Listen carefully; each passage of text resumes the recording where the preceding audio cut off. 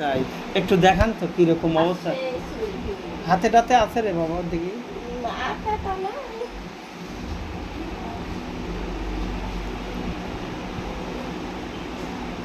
ওই যে কালাগুলি, হ্যাঁ দেখছি দেখছি, আর না হয়তো চাকা চাকা, হ্যাঁ হ্যাঁ হ্যাঁ হ্যাঁ। আচ্ছা এবার, আচ্ছা আমি এবার কিছু প্রশ্ন করি, আপনি উত্তর দিবেন। এই চুলকানিটা আপনার দিনে কেমন চুলকায়, রাতে বিছনার গরমে কিরকম চুলকায়, বিছনায় শুলে কেমন চুলকায়? তার ভিতরে তো 19-20 আছে, বেশি হয় কোন সময়? রাত্রি বেশি চুলকায়, তাই তো? হ্যাঁ, আমি এটাই জানতে চাচ্ছি।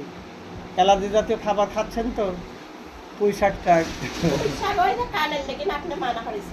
খান না? আচ্ছা, আর কি? চিংড়ি মাছ, হাঁসের ডিম, গরুর গোশ? বাহ, তাহলে তো ঠিকই আছে। বাড়িতে নিম গাছ আছে? নিমের পাতা দিয়ে পানি গরম করি, শরীর ভালো করে ধৌত করতে হবে, সাবান দেওয়া যাবে না। শ্যাম্পু দিয়ে গোসল করবে। হ্যাঁ, সাবান দিলে এটা বেশি হয় না, ওটুক লেওয়াই যাবে না, লিলি পরে ওই হাতের ওই ইয়েতেই আরো বাড়ি যাবে। সাবান না নিয়ে আপনি শ্যাম্পু দিয়ে গোসল করবেন। আপনার ওই জন্যই তো রক্তই হলো প্রবলেম। খাবারের প্রতি রুচি কেমন আছে?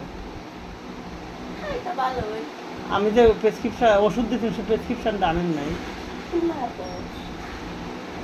আচ্ছা, কি ওষুধ দিয়েছিলেন বলেন তো দেই, একটা করে খাওয়ার ট্যাবলেট রাতে রাতে? তরল ওষুধ। আর কোনো মলম দিয়েছিলেন লাগানোর?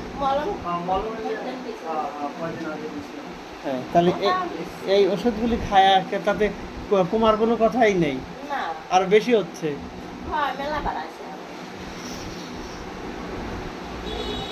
চুলকালি পরে কি কোনো কষ বের হয়? জ্বালা পুরা করে।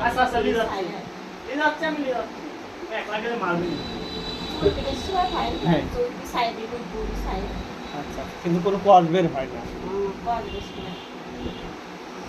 আচ্ছা, এটা খুবই জ্বালাচ্ছে মানসিক। অ্যালোপ্যাথি ডাক্তাররা খেয়ে খেয়ে, অ্যালোপ্যাথি অ্যান্টিবায়োটিক খেয়ে খেয়ে আর হচ্ছে না আমাদের কাছে।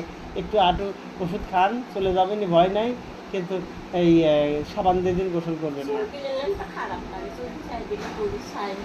হ্যাঁ হ্যাঁ, ওটাই তো রোগ। আচ্ছা।